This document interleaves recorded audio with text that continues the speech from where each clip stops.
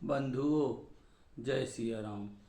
आज के प्रसंग में रामचरितमानस से रावण का जब सारा वंश समाप्त हो गया तो रावण का एक पुत्र जिसका नाम था अहिरावण, वह पाताल लोक में रहता था। रावण के मन में व्यथा हुई कि मेरी संतानें सब समाप्त हो गए, लेकिन अहिरावण को कोई जानकारी नहीं। अहिरावण ने मन ही मन अपने पिता की बातों को ध्यान किया तो विचलित हुआ। होने के बाद अपने पिता के पास पहुंचा। रावण से कहा कि पिताजी बताइए क्या आदेश है। रावण ने सारी व्यथा सीता हरण से लेकर के शूर्पणखा की नाक कान काटने तक का पूरा वृत्तांत रावण ने सुनाया अहिरावण को। जब अहिरावण आया और आने के बाद विभीषण जी का भेष बना करके भगवान राम की जो सेना थी, हनुमान जी पहरेदारी में थे, विभीषण का वेश बना करके वह आया और भगवान राम और लक्ष्मण को ले गया। अहिरावण हर लाया जब रण से राम लखन, देवी की भेंट दूंगा और सोचा मन ही मन। ये सोचा। तब पूरी सेना में खलबली मच गई कि कहाँ गए प्रभु राम और लक्ष्मण, कहाँ गए। तो विभीषण ने बताया, विभीषण जी ने, कि मेरा एक जो है भतीजा है जिसका नाम है अहिरावण, वो ही मेरा भेष बना सकता है और वह मेरा भेष बना करके आया होगा।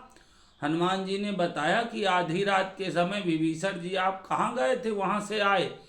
तब हनुमान जी को विभीषण ने बताया कि हनुमान जी मेरा एक भतीजा है जिसका नाम अहिरावण है, वही मेरा भेष बना सकता है और वही आया होगा।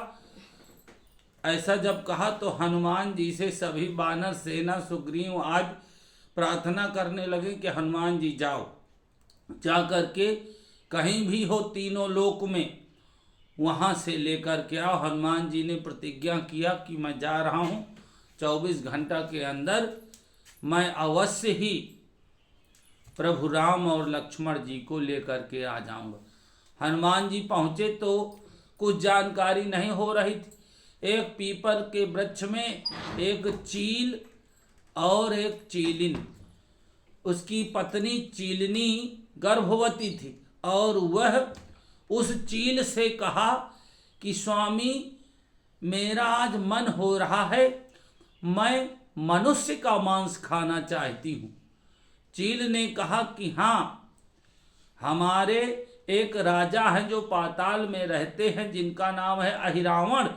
अहिरावण राम और लक्ष्मण को रण से हरण कर लाया है और वह देवी माँ का चढ़ावा चढ़ाएगा और देवी माँ के सामने उन दोनों की बलि देगा और जब बलि देगा तो मैं किसी युक्ति से वहाँ से मांस उठा करके लाऊंगा और वह मांस तुम्हें दे दूंगा, तुम खा लेना। तो चीलनी ने कहा कि ठीक है स्वामी। हनुमान जी उस वृक्ष के नीचे खड़े थे जिसमें वो पति पत्नी दोनों बात कर रहे थे। हनुमान जी तुरंत गए और अपने पुत्र मकरध्वज का वध किया। मकरध्वज को बांध दिया अपने पूंछ से।